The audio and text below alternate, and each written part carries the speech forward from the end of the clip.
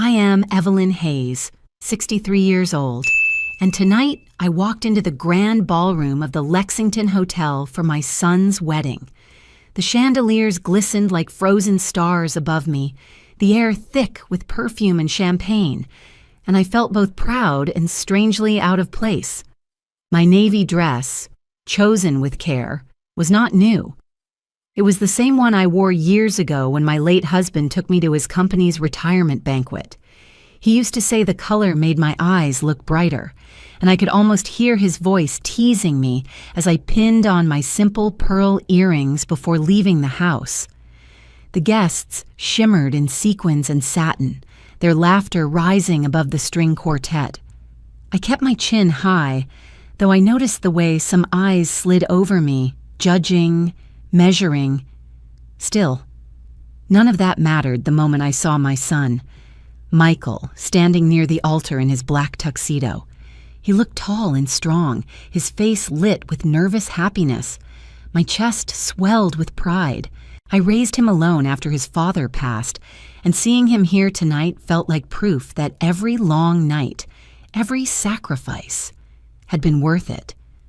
But when my eyes shifted to his bride, Sabrina Cole, something in me tightened. She was radiant in a gown heavy with crystals, her hair gleaming under the lights, yet the smile she gave me was not the smile of family. It was thin, cold, almost mocking. I had felt it before, in small moments, when she visited our house, when she glanced at the worn furniture, when she commented on how quaint my kitchen was. Tonight, though, her glance carried something sharper, and I knew, even before the first toast was raised, that this evening would test more than just my patience.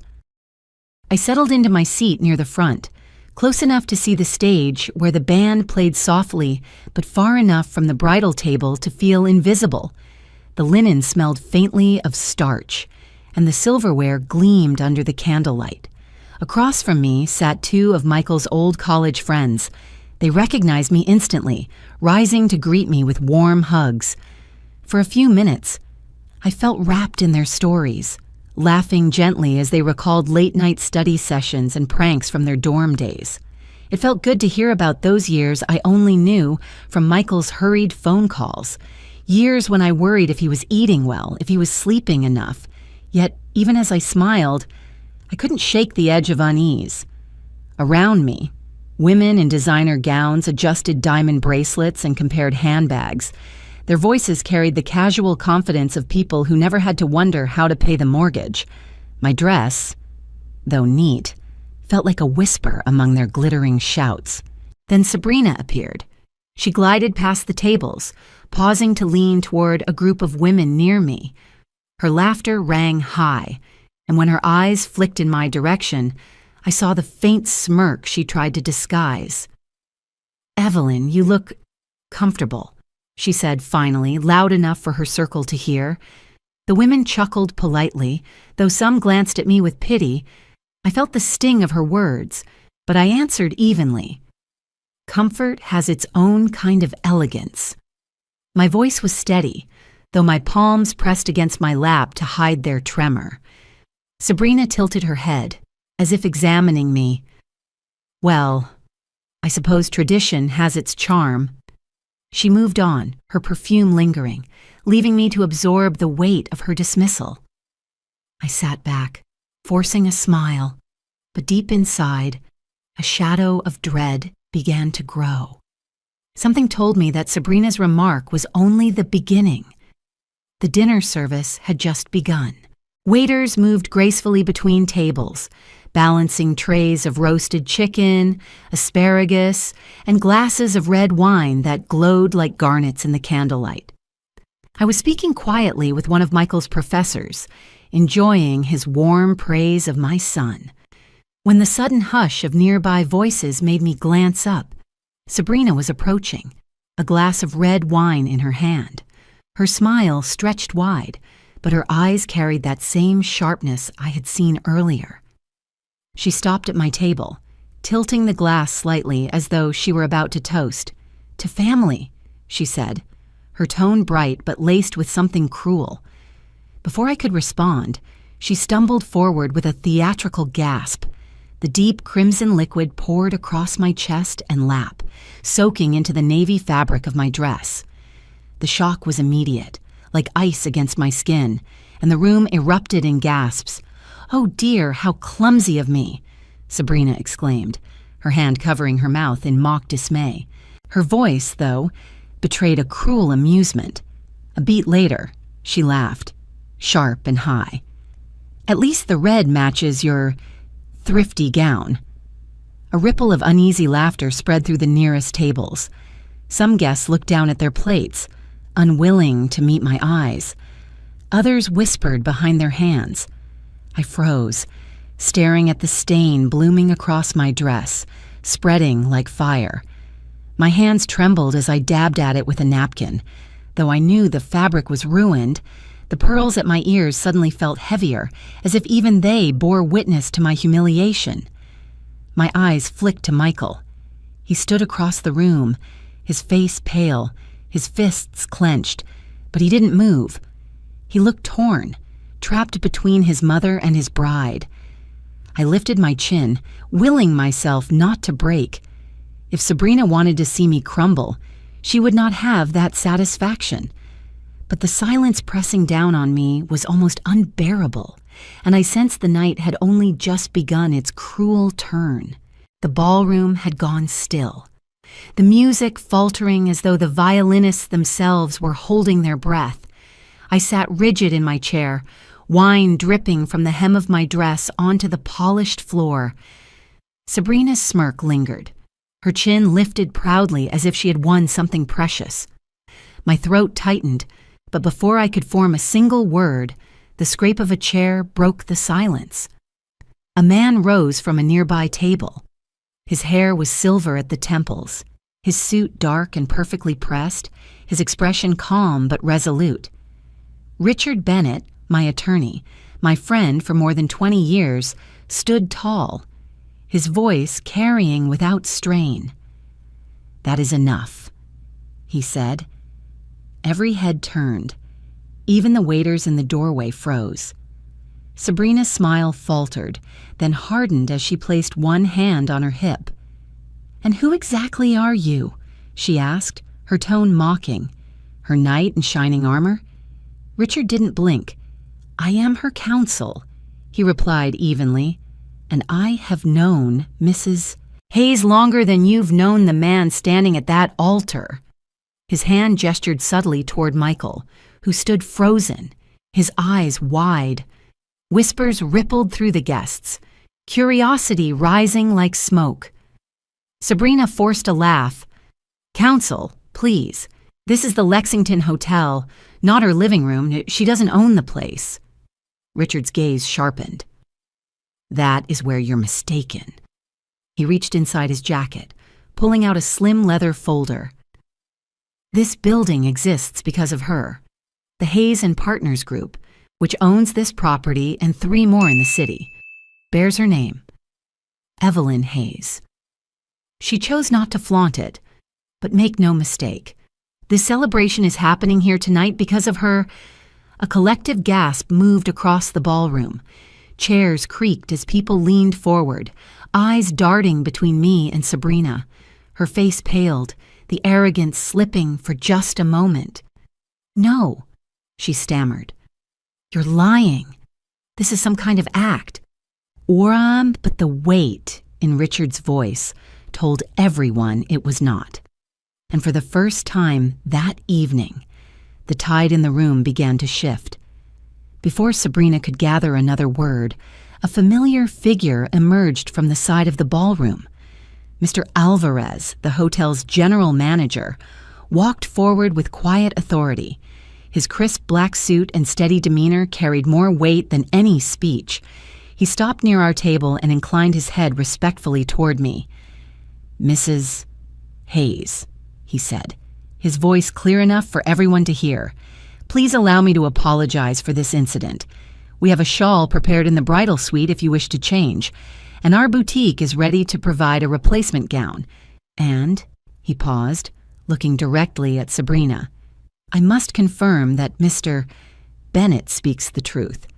6 months ago, the entire cost of this wedding was paid in full by Mrs. Hayes. At her request, her name was kept off all records so her son could enjoy this day without financial concern. The hush that followed was deafening. Guests shifted in their seats, murmuring, connecting the dots. I saw eyes widen, mouths open slightly in shock. A woman at the next table leaned toward her husband, whispering, "She paid for all of it, and she owns the hotel." Sabrina's face drained of color. She forced a brittle laugh, her voice trembling. "So what? She may have money, but look at her. She came to my wedding in a bargain bin dress. Doesn't wealth buy taste?"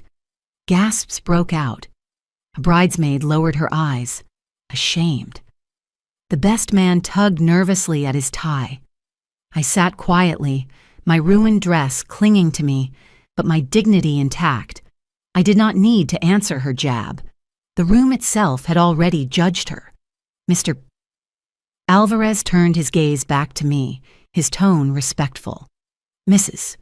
Hayes, this is your celebration as much as theirs. Shall we bring you fresh linens?"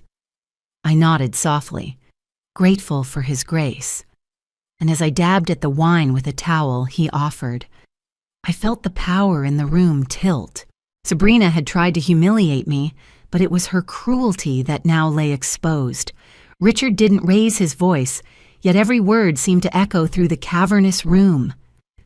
Wealth, dresses, chandeliers, none of that defines worth. What defines us is how we treat others when we believe they hold no power over us. His calm tone struck harder than shouting ever could. The ballroom, so recently buzzing with whispers, fell into a heavy silence. I sat with my damp dress clinging to me, my hands resting quietly in my lap.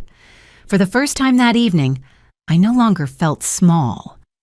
It was Sabrina shrinking now, her cheeks flushed, her eyes darting from face to face, desperate for someone to laugh with her, to validate her cruelty. But no one came. Across the room, Michael's jaw tightened. His fists had been clenched since the wine spilled, but now his chest rose and fell with an anger he could no longer contain. Slowly, he stepped forward, his voice carrying in a way I hadn't heard since he was a child practicing speeches in the mirror. "Enough," he said. His eyes locked on Sabrina, and the crowd instinctively turned to watch. "You humiliated my mother in front of everyone here." His words cut like glass. "Tell me, Sabrina, when exactly is the right time to make a joke out of the woman who raised me?" Gasps rippled through the guests. Sabrina blinked, taken aback, her voice faltering. I didn't mean it. It was a little joke, that's all." Michael's laugh was sharp, bitter. "A joke? You poured wine on her and mocked her like she was nothing. That's not humor, Sabrina. That's cruelty." Her lips trembled, the perfect mask of her bridal glow beginning to crack. She reached for his arm, but he pulled back, his face pale with fury and grief, and in that moment, I knew the night had changed forever. Michael's chest heaved, his hands still trembling as he stared at Sabrina. The ballroom held its breath, every guest frozen between pity and fascination. I rose slowly from my chair, the damp fabric of my dress heavy against my skin, laying a gentle hand on my son's arm. I spoke softly, though my voice carried through the silence. "Michael," I said, steadying him with my gaze, "this isn't about vengeance. Tonight is not meant to be destroyed by anger. What matters now is truth." His jaw tightened, but he looked at me, and I saw the boy I once soothed after nightmares, the boy who had always wanted to protect me even when he was too small to do so. His shoulders sagged just slightly, enough for the fury to loosen its grip. Sabrina's composure shattered then. Tears welled in her eyes, streaking the carefully painted makeup. She clasped her hands together, her voice cracking as she looked at me rather than Michael. "I'm sorry. Mrs. Hayes, I didn't mean to." Her words trailed off, caught on the ugly truth she could not speak aloud. "You didn't know I had money." I finished for her, my tone quiet but clear. Her face crumpled, the admission written across her silence. A sob escaped her, sharp and desperate. I thought you were less. I was wrong. Please, forgive me. Please don't let him hate me." The crowd stirred, discomfort thick in the air. Some shifted in their chairs, others looked away, but no one moved to defend her. I kept my hand on Michael's arm, grounding him. My voice, though calm, carried an edge of sorrow. "Respect should never depend on wealth, Sabrina. You showed us who you are when you believed I had none." Sabrina broke then, sinking into a chair, her shoulders shaking with sobs, and the glittering image she had so carefully constructed lay in ruins before everyone's eyes. Michael stood rigid beside me, his jaw clenched, his eyes locked on Sabrina. For a moment, he looked as if he didn't recognize the woman in front of him. The bride he had once adored now sat with mascara streaking down her cheeks, her gown twisted around her knees, her sobs echoing through the hushed ballroom. I turned to my son, speaking low but certain, my hand still resting on his sleeve. "What you see tonight, Michael, is not a mistake. It is character revealed. Cruelty comes easy when someone believes they are safe from consequence." He swallowed hard, his throat working as the weight of my words settled in him. Slowly, he nodded, as if a veil had been torn away, and he finally saw the truth he'd been blind to before. Sabrina suddenly rose from her chair, stumbling toward me. Her knees buckled and she collapsed at my feet, clutching the fabric of my stained dress. "Please, Mrs. Hayes," she sobbed, her voice broken. "I'll change. I swear I will. Don't take him from me. Don't let this be the end." Her perfume, heavy and sweet, mixed with the bitter tang of wine clinging to my dress. I looked down at her trembling hands gripping me, and I felt no triumph, only a deep ache. "You don't need to beg me," I said quietly. "You need to ask yourself why cruelty felt easier than kindness." Gasps moved through the guests as Sabrina's pleas grew louder. "I was nervous. I wanted to look strong. I thought—" Her words caught again, the truth choking her. "I thought you were—" Nothing. The shame in the room was unbearable. People turned their faces away, some shaking their heads, others whispering under their breath. Not one person rose to comfort her, and in that silence, the bride who had sought to humiliate me stood revealed as the one stripped bare. Part 9. 340 words. Michael's silence stretched long enough to make the air feel suffocating. His eyes lingered on Sabrina, still clinging to the hem of my ruined dress, and I saw the heartbreak in his face. For years, he had believed her laughter, her warmth, her promises. But tonight, all of that had dissolved into something shallow and cruel. Finally, his voice broke the stillness.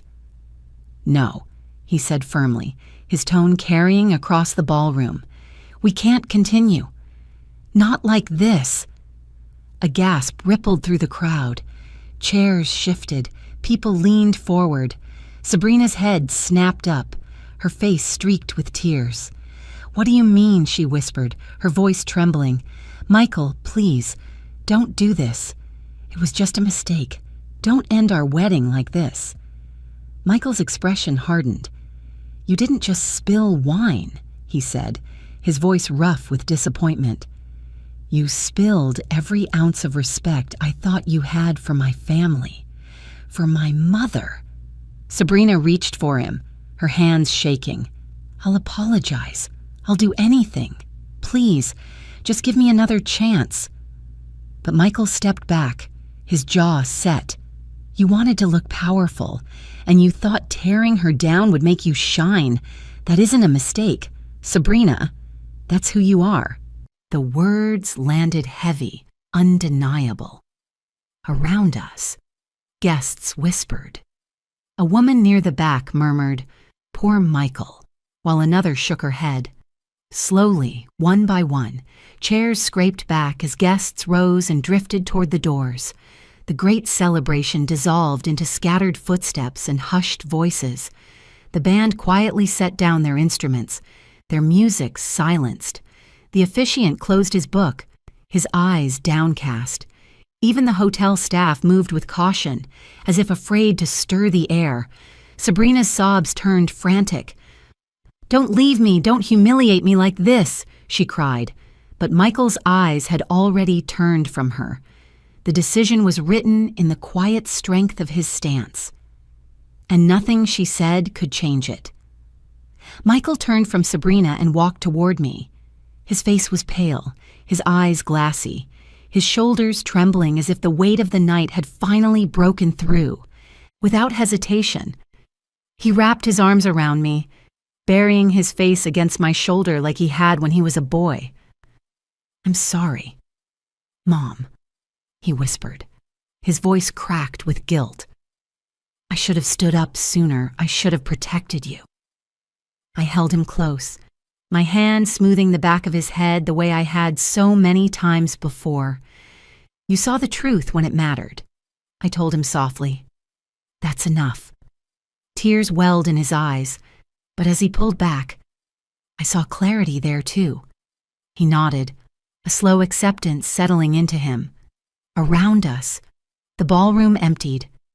Guests parted in silence, bowing their heads as we passed. Some avoided Sabrina's cries. Others whispered words of sympathy to me as I walked by. Not one guest lingered to console the bride. She sat collapsed on the floor, her perfect gown crumpled, her makeup streaked, her sobs echoing through the vast hall like the remnants of a storm. Michael and I stepped into the cool night air outside the hotel. The city lights reflected on the pavement, the hum of traffic a steady reminder that life carried on beyond the shattered ballroom. I inhaled deeply, the crisp air cutting through the smell of spilled wine that clung to my dress. I looked at my son and managed a small, weary smile. "True wealth isn't about hotels or gowns," I said. "It's about dignity, and that no one can take from us." He squeezed my hand. Together, side by side, we walked away, not defeated, but stronger. The night had ended in silence, but dignity had spoken louder than any music could. Thank you for watching. If you enjoy these family drama and revenge stories, please subscribe and join me for more every day.